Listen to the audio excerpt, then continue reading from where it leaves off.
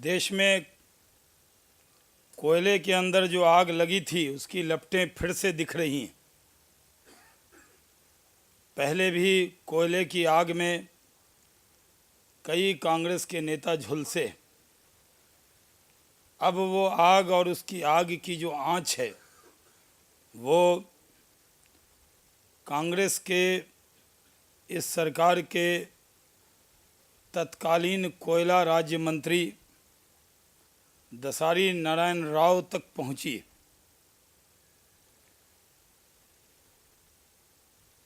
देश जानता है कि दसारी नारायण राव सिर्फ राज्य मंत्री थे, उनके कैबिनेट मिनिस्टर का नाम आदरणीय मनमोहन सिंह जी है, जिनको ये मैंडेट था कोल ब्लॉक देने का। राज्य मंत्री के नाते वो फाइल बढ़ाते थे, लेकिन पॉलिसी डिसीजन लेने का हक जो होता है वो कैबिनेट मंत्री को होता है। और क्योंकि प्रधानमंत्री ही कैबिनेट मंत्री थे और जो राज्य मंत्री दसारी नारायण राव हैं वो प्रधानमंत्री मनमोहन सिंह जी के इशारे पर ही काम कर रहे थे। आज देश जानना चाहता है कि जो कोयला घोटाला हुआ है इस पर कौन सा गठबंधन धर्म था। ये तो उन्हीं के पार्टी के राज्य मंत्री थे और जो लेन देन सीबीआई ने पकड़ा है वो लेन देन में गठबंधन कहीं नहीं आता। कैबिनेट मंत्री कांग्रेस के, प्रधानमंत्री कांग्रेस के, राज्य मंत्री कांग्रेस के और कोयला ब्लॉक लेने वाले नवीन जिंदल भी कांग्रेस के। इसमें तो कोई एलआई भी नहीं है, इसमें तो कहीं गठबंधन धर्म का वास्ता देकर प्रधानमंत्री जी अपने आप को पाक साफ नहीं कह सकते। इस पूरे घोटाले में, कोयला स्कैम में जो पॉलिसी बनाई गई थी उस पॉलिसी को बनाने वाले भी प्रधानमंत्री और उस पॉलिसी को तोड़ने वाले भी प्रधानमंत्री मनमोहन सिंह जी। इसलिए इस पूरे कोयला घोटाले की जिम्मेदारी प्रधानमंत्री जी कब लेंगे? नवीन जिंदल और दसारी नारायण राव के बीच में जो लेन देन हुआ है वो जग जाहिर हो गया है और उस लेन देन में ये साफ तौर पर बात आ गई है कि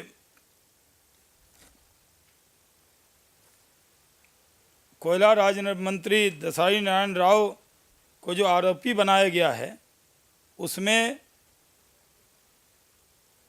दसारी नारायण राव को नवीन जिंदल की कंपनी से 2.25 करोड़ का रिश्वत लेकर कोयला ब्लॉक आवंटन किया है। ये तो वो राशि है जो उनकी जो कंपनी थी वो 4 गुने दाम पर खरीदी गई, उनको एडवर्टीजमेंट दिया गया। और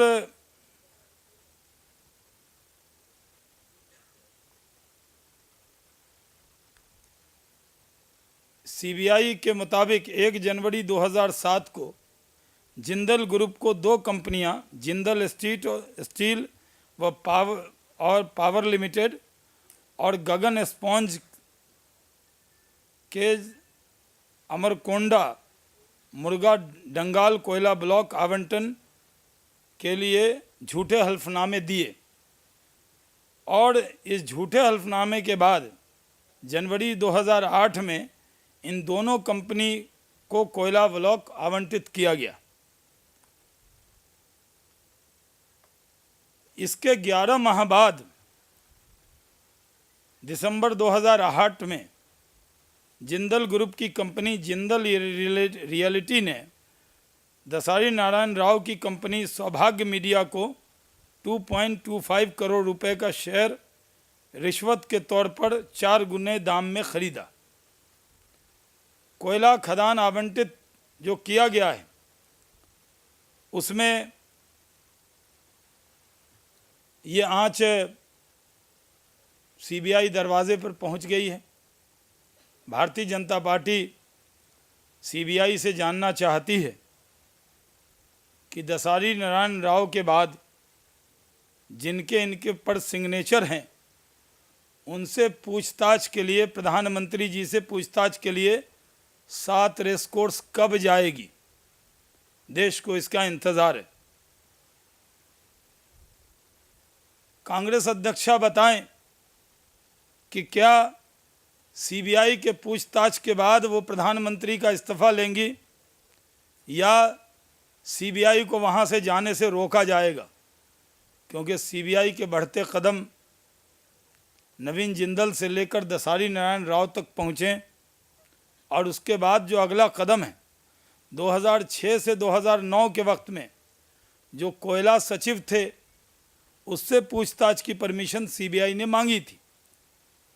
जो अभी जो एचसी गुप्ता जो तत्कालीन उस वक्त के कोयला सचिव थे, लेकिन पीएमओ ने उससे इनकार कर दिया है। क्या वो हर्डल हैं, क्या वो बाधा हैं? क्या गुप्ता जी से, कोल सेक्रेटरी से, तत्कालीन कोल सेक्रेटरी से पूछताछ के बाद तत्कालीन कोयला मंत्री से भी पूछना पड़ेगा? इसलिए पीएमओ ने उसकी इजाज़त नहीं दी है। ये देश जानना चाहता है। उस वक्त के जो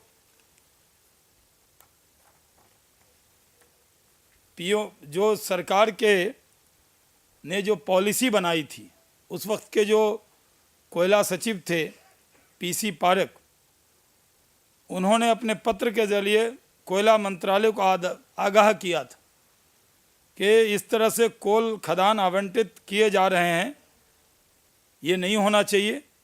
लेकिन उनसे कोई जानकारी नहीं ली जा रही, जबकि उनको पीसी परक साहब की अगर चेतावनी मान ली गई होती, उनकी चेतावनी को नज़रअंदाज नहीं किया गया होता तो इतना बड़ा कोल स्कैम नहीं होता। ये सारी कवायद प्रधानमंत्री जी को बचाने के लिए हो रही है। भारतीय जनता पार्टी नैतिकता के नाम पर बड़ी बात करने वाली कांग्रेस अब प्रधानमंत्री से पूछना चाहती है कि क्या कोयला राज्य मंत्री के पूछताछ के बाद इस पूरे स्कैम को एक कदम आगे जाने तक क्या प्रधानमंत्री जी अपने पद पर बने रहेंगे? ऐसा उनको बने रहने का कोई अधिकार नहीं। बहुत बहुत धन्यवाद।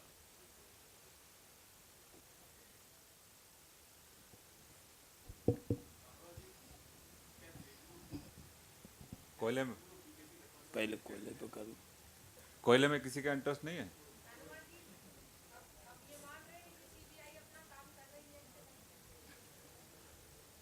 देखिए, सीबीआई जब तक 7 रेस कोर्स तक नहीं पहुंचती है, जब तक उसको ये सर्टिफिकेट देना मुश्किल और कठिन काम है।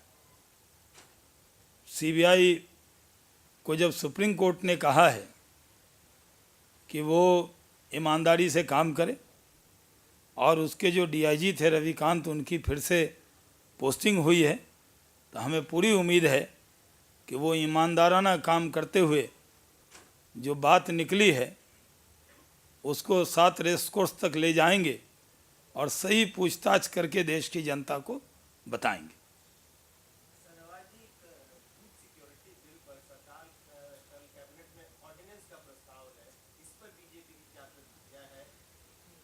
देखिए, ऐसी खबरें हैं और उनका ऑर्डिनेंस लाने की तैयारी है। लाने दीजिए, कल भारतीय जनता पार्टी की तरफ से इस पर प्रतिक्रिया दी जाएगी।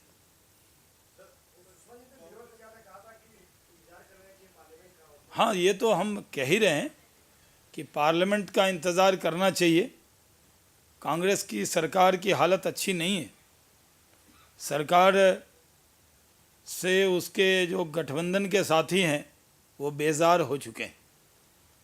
इसलिए सरकार को ये नहीं पता कि सत्र हो या न हो, सत्र लाने का मौका मिले कि न मिले, सत्र तक सरकार रहे कि न रहे, इसलिए जल्दबाजी में है Congress.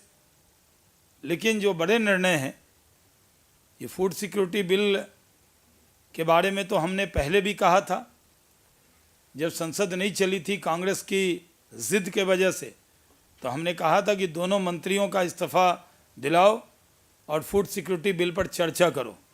Bharatiya Janata party food security bill पर पूरी चर्चा के पक्ष में है और हम ये चाहते हैं कि अगर संसद में इसकी पर चर्चा होती तो ये ज़्यादा अच्छा होता। लेकिन देखते हैं कांग्रेस जल्दी में है और वो क्या करना चाहती है।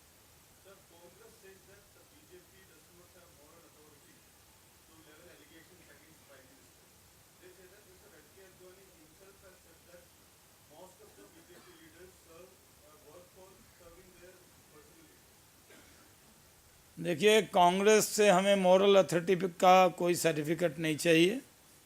जिनकी मॉरल अथॉरिटी है ही नहीं वो बीजेपी को मॉरल अथॉरिटी का दर्श न दें। हमें उनसे वो अपने बारे में उनकी मॉरल अथॉरिटी है या नहीं, उनकी क्रेडिबिलिटी दांव पर है, वो दिखाएं। भारतीय जनता पार्टी पूरी तरह से आज इकट्ठी और एकजुट होकर कांग्रेस की सरकार को हटाने के लिए लामबंद है।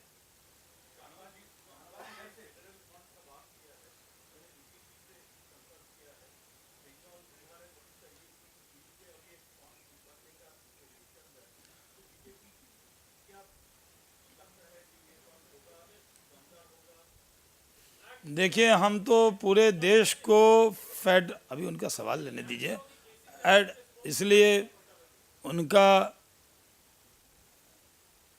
जो आपने फेडरल फ्रंट की बात कही है, हम 3 राज्य नहीं, हम तो देश के पूरे फेडरल स्ट्रक्चर के पक्ष में हैं और हमारे साथ कई दल जो पिछड़े राज्य भी हैं वो एनडीए के अभिन्न अंग हैं और उसमें हमने शासन में रहते हुए पिछड़े राज्य को बड़ा की तरक्की के लिए बहुत काम किए हैं। सिर्फ एनडीए ही पिछड़ों राज्य का भला कर सकती है और हमारे साथ हम 3 राज्य के साथ साथ पूरे देश की चिंता करते हैं। सवाल लीजिए। जी हाँ, सिंह साहब आपने क्या पूछा था? मिस्टर सिंह।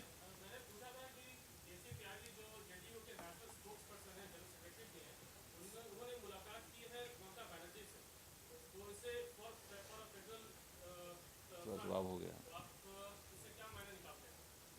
अरे, ममता बनर्जी बंगाल की सीएम है, उनसे मिलने जुलने का कार्यक्रम चलता रहता है। अब वो मिले हैं तो उसके बारे में वो ज़्यादा बताएंगे। मैं भी कई बार मिला हूँ तो मैंने तो आपने मुझसे कभी ये सवाल पूछा नहीं। राधिका जी,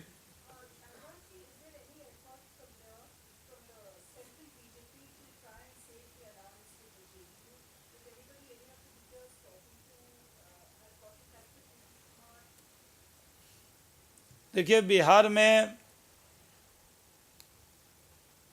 जनता दल यूनाइटेड और भारतीय जनता पार्टी का गठबंधन है। बिहार की 10.5 करोड़ जनता के हित में सुशासन के लिए भारतीय जनता पार्टी और जदयू ने समझौता किया और बिहार की 10.5 करोड़ जनता ने हमें साथ चलने के लिए इस गठबंधन को वोट दिया है और बिहार की जनता के हित में गठबंधन जारी है। भारतीय जनता पार्टी जो एनडीए को बनाने वाली है वो चाहेगी कि बिहार में गठबंधन रहे और बिहार के हित में है ये गठबंधन, इसको हम लोग अपनी तरफ से प्रयास करेंगे, क्योंकि बिहार की जनता चाहती है कि ये गठबंधन रहे, इसलिए गठबंधन चल रहा है। हाँ, अखिलेश जी आपका सवाल। देखिए, हम तो जोड़ने वाले लोग हैं, जोड़ने का दूसरा नाम ही भारतीय जनता पार्टी है। हम तोड़ने में यकीन नहीं रखते, क्योंकि बहुत मुश्किल से बिहार जो विकास की पटरी से डिरेल हो गया था, उसका पुनर्निर्माण हम कर रहे हैं। बिहार के अंदर रहने वाले लोग ने बहुत विश्वास के साथ देश और दुनिया में इतना स्ट्राइकिंग रेट के साथ कभी किसी को सपोर्ट नहीं मिलता जितना हमारे निशान पर नहीं, हमारे गठबंधन पर बिहार की जनता ने मुहर लगाई।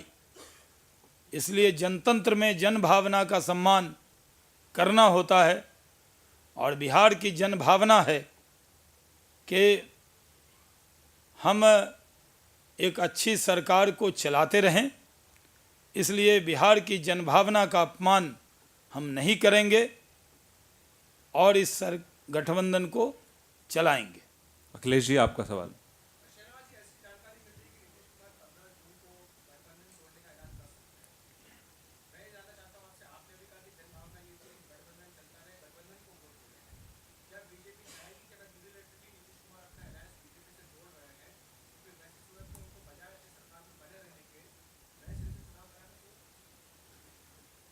देखिए, आपने सवाल में अगर लगाया है, और आगे क्या होगा ये सूचना मुझे आपके ज़रिए प्राप्त हुई है कि वो ऐसा सोच रहे हैं, लेकिन अभी तक हमें कोई कम्युनिकेशन ऐसा नहीं किया गया है कि ऐसा सोच रहे हैं। आज ही नीतीश कुमार जी और सुशील मोदी जी कृषि कैबिनेट में साथ बैठे हैं और साथ मिलकर घंटों बिहार के किसानों के फलाह बहबूद के लिए, उनके हित में कई निर्णय लिए हैं। तो बिहार के किसान के लिए आज निर्णय लिया, और ये गठबंधन अभी चल रहा है।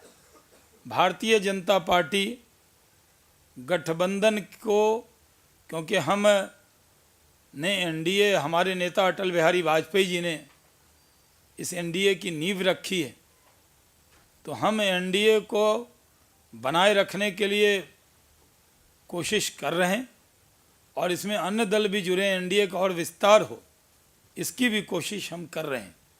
इसलिए जब वो जो सूचना आपको मिली है कि वो विचार कर रहे हैं, जब वो इस तरह का कोई विचार हमारे सामने आएगा तो अब हम उस पर प्रतिक्रिया देंगे। अभी हम ये कह सकते हैं कि बिहार की 10-10.5 करोड़ जनता और 21 करोड़ आँखें हमारी तरफ उम्मीद भरी निगाहों से देख रही। अमिताभ सिन्हा जी, अमिताभ जी पहले, उसके बाद फिर विकास पाठक जी।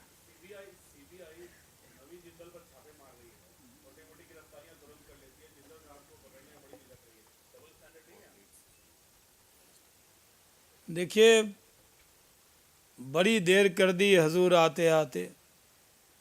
सीबीआई को और पहले कार्रवाई करनी चाहिए, और जिंदल ग्रुप किस पार्टी से जुड़ा है इसकी परवाह नहीं करनी चाहिए, और तुरंत कार्रवाई करनी चाहिए। विकास पाठक जी।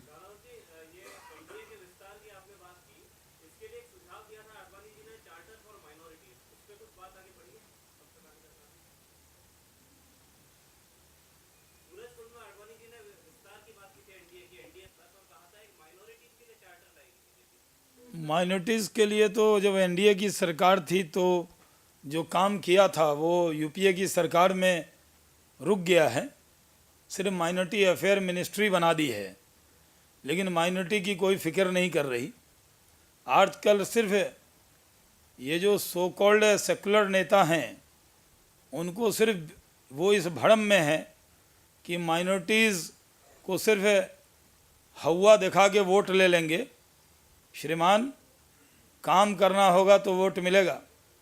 और जहाँ जहाँ बीजेपी शासित राज्य में काम हुआ है वहाँ माइनॉरिटीज़ का वोट मिला है।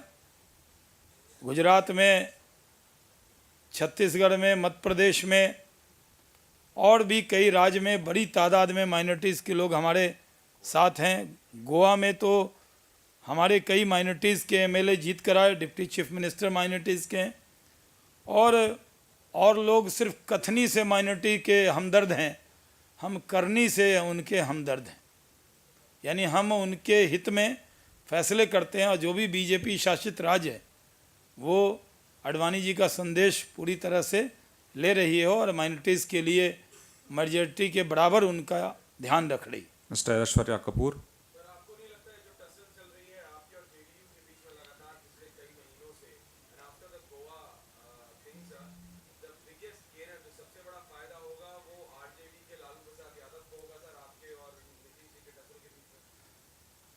देखिए, टसल की चर्चा बहुत है कि हमारे और नीतीश जी के बीच में टसल है, लेकिन ऐसी कोई टसल अभी तक दिखी नहीं है, न कम्युनिकेशन प्राप्त हुआ है। अखबार में, मीडिया में इस तरह की खबर है, लेकिन बिहार की 10.5 करोड़ जनता को एनडीए नाउम्मीद नहीं करेगा।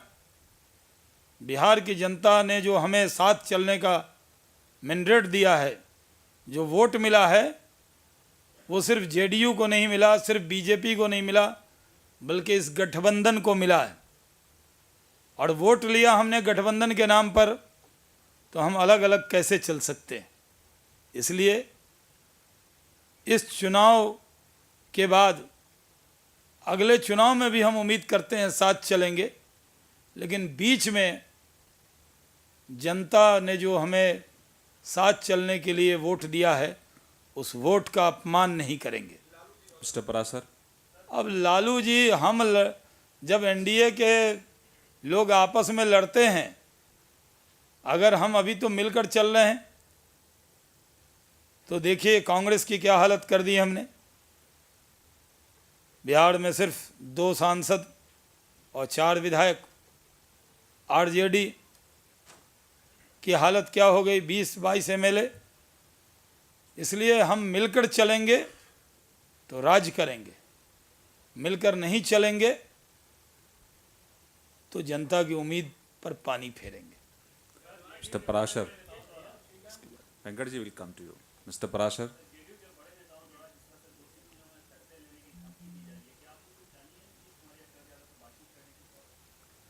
देखिए, हमारा संवाद होता रहता है और जेडीयू में शरद यादव जी का मैंने बयान देखा है और मैं उसी को सिर्फ महत्व देता हूं, जिसमें उन्होंने कहा है कि अभी गठबंधन है। और उनका बयान मैंने खुद अपनी आंखों से देखा है। और मैं जब यहाँ बोल रहा हूँ तो भारतीय जनता पार्टी के राष्ट्रीय अध्यक्ष आदरणीय राजनाथ सिंह जी का जो मैंडेट है मुझे बोलने का, उसके लिए पूरे अधिकार के साथ अधिकृत तौर पर बोल रहा हूँ। मेरी टिप्पणी को ही अधिकृत माना जाए। या Mr Venkat. Mr Faraz will come. Mr Venkat. तीन कीजिए।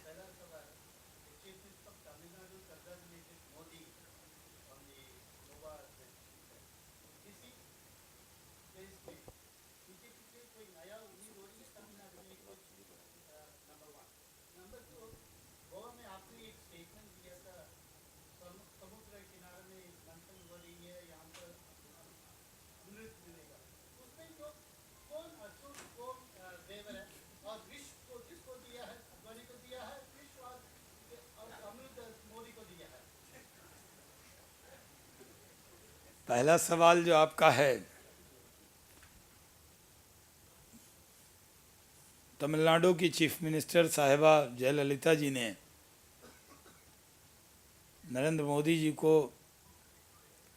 बधाई दी है और अपना मित्र भी बताया। हम उनका स्वागत करते हैं उनके इस बयान का।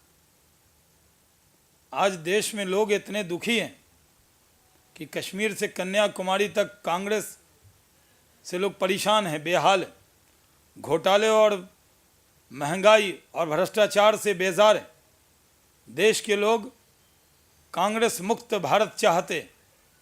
देश के अंदर आज एजेंडा है महंगाई, भ्रष्टाचार, घोटाला, रुपये की किस तरह से हमारा रुपया डॉलर के मुकाबले कमज़ोर हो रहा है।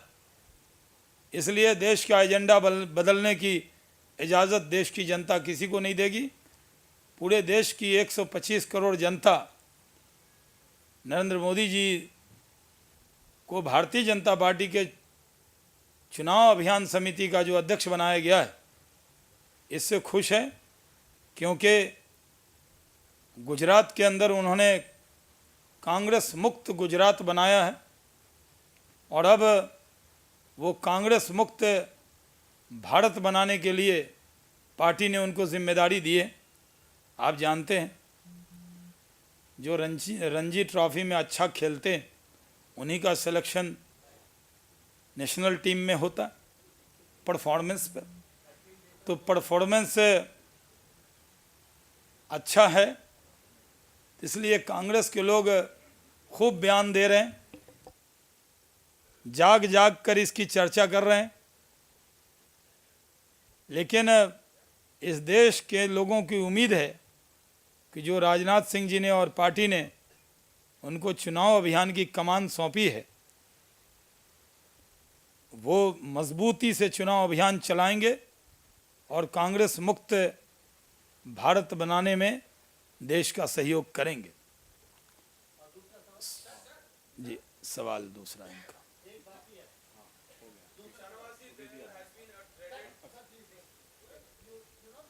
देखिए, समुंदर मंथन जो वहाँ पर हुआ है,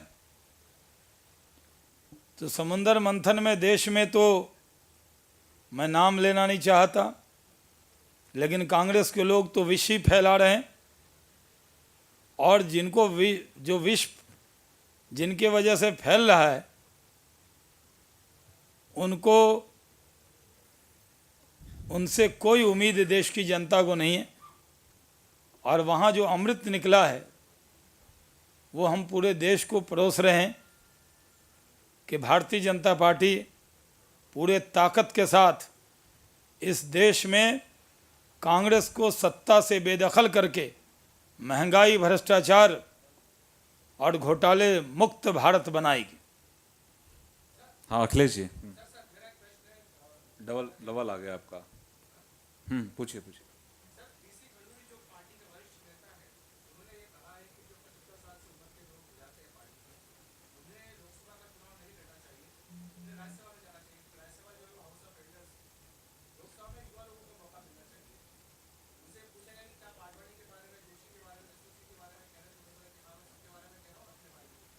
देखिए, ये उनका विचार है। ऐसे चुनाव में कौन उम्मीदवार कहाँ से हो, इसका निर्णय केंद्रीय चुनाव समिति करती है और कौन व्यक्ति कहाँ से चुनाव जीत सकता है, किसकी उपयोगिता है, कैसे हम चुनाव इस इलाके में जीत सकते हैं, इस पर चर्चा होती है। तो ये निर्णय केंद्रीय चुनाव समिति पर ही छोड़ दिया जाए तो अच्छा है। मिस्टर आनंद पांडे, फिर मिस्टर फराज अहमद।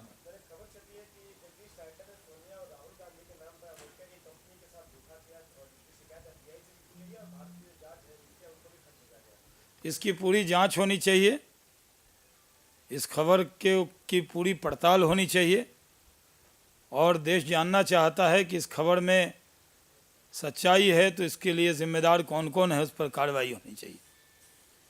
मिस्टर फराज साहब। फराज।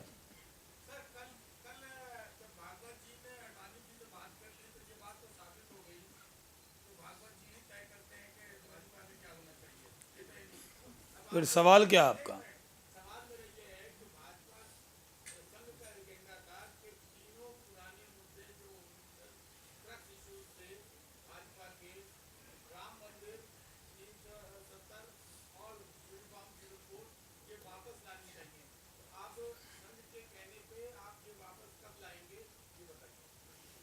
देखिए, क्या लाने चाहिए क्या नहीं लाने चाहिए ये मेरे पास सूचना नहीं है, लेकिन आपके पास ये सूचना है और मैं इस सूचना की पुष्टि नहीं करता हूँ। आप अपने सूचना को की पुष्टि कराएं कि ये आपके पास सही सूचना है या नहीं। दूसरा, सरसंघ चालक मोहन भागवत जी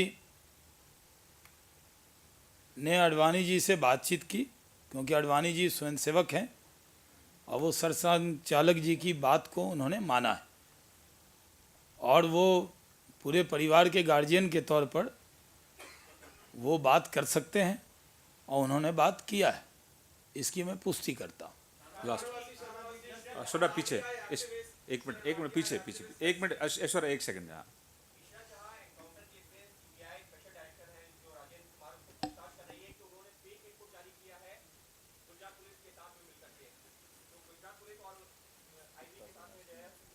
यहाँ जो हम कह रहे हैं कि कोल घोटाले में गुप्ता जी से जांच करो, उससे कर नहीं रहे, लेकिन वो आईबी के डायरेक्टर से पूछताछ करने में लगी हुई है कांग्रेस। देश उनकी तरफ देख रहा है, ये देश चला रहे हैं, ये कांग्रेस पार्टी का दफ्तर नहीं है जिस तरह से वो लोग काम कर रहे हैं।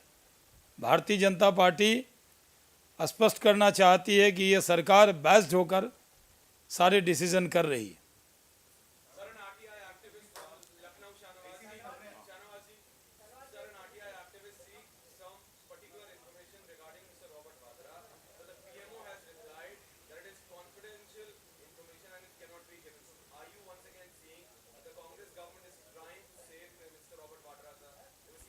नहीं, पहले भी उन्होंने बचाने की पूरी कोशिश की थी और अभी भी जो किसी पद पर तो वडेरा साहब हैं नहीं, तो फिर सीक्रेट इन्फॉर्मेशन वो कैसे हो गया, इसका जवाब पीएमओ को देना चाहिए।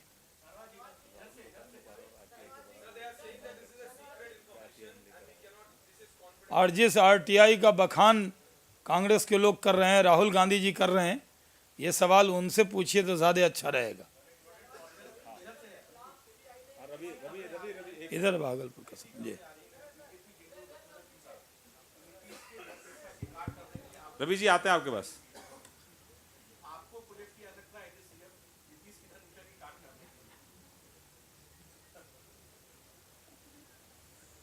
वहाँ गठबंधन चल रहा है और एनडीए के सीएम आदरणीय नीतीश कुमार जी हैं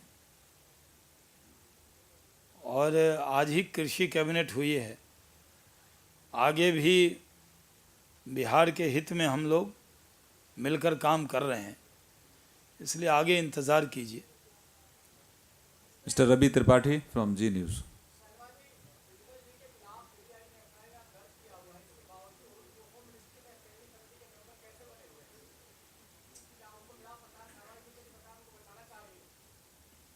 होम मिनिस्ट्री में बने हुए। हाँ,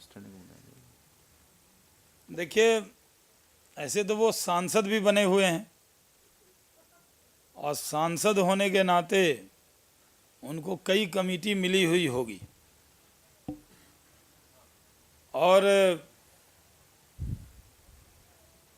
जिस तरह से वो नवीन जिंदल जी पर सीबीआई ने एफआईआर दायर किया है, उसके बाद इन सारी कमेटियों में बने रहने का कोई औचित्य उनके लिए नहीं है। मिस्टर मुमताज।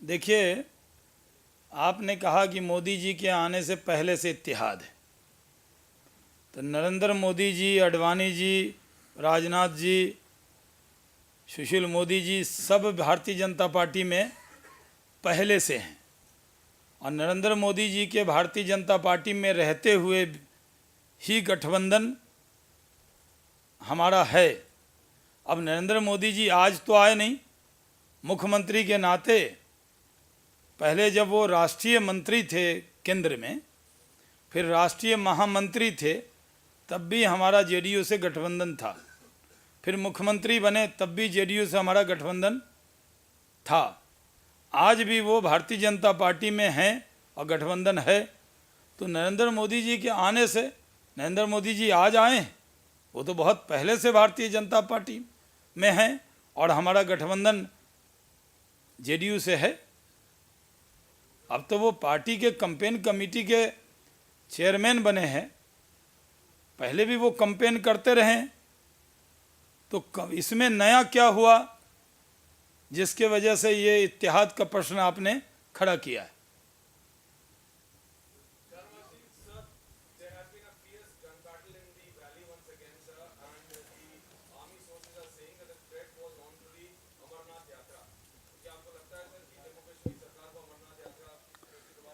देखिए, भारतीय जनता पार्टी शुरू से कहती रही है कि जम्मू कश्मीर के अंदर कुछ लोग ये साजिश करते हैं हर साल कि जब जब अमरनाथ यात्रा शुरू होती है तो साजिश शुरू हो जाती है।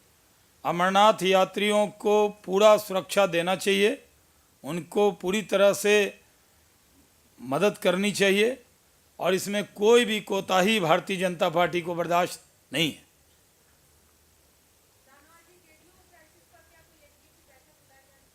अभी क्राइसिस है कहाँ जो बैठक? अभी जेडीयू बीजेपी के रिश्ते में कोई क्राइसिस अभी नज़र नहीं आ रही। अब मैं तो शरद यादव जी का बयान सुना है, वो राष्ट्रीय अध्यक्ष हैं और उन्होंने कहा है कि गठबंधन है, तो इसलिए मैं उनके राष्ट्रीय अध्यक्ष के बयान को महत्व देते हुए, मैं उसको इंडोर्स करते हुए कह रहा हूँ कि गठबंधन है और जारी है। जब कोई नई परिस्थिति का निर्माण होगा तो बीजेपी की ब्रीफिंग तब भी हुआ करेगी और कोई ना कोई प्रवक्ता या मैं ही आकर उन सब सवाल जो काल्पनिक आज है वो वास्तविक में जब परिवर्तित होंगे तो उसका हम जवाब देंगे। बहुत बहुत धन्यवाद। Thank you very much.